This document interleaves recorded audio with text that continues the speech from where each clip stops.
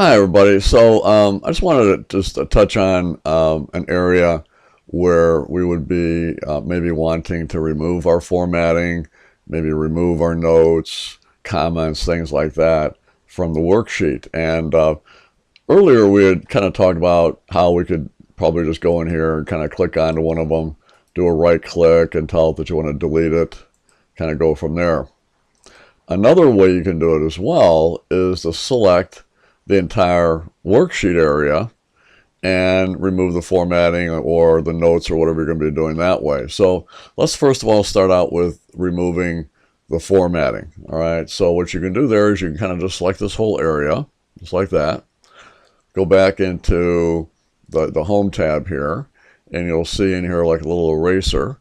We click onto that, and that will allow us to clear the formats. Now, if we said clear the contents, well, the content would be gone, but the formatting in those specific cells would remain. All right, so we can actually just click on to clear formats, and there they go.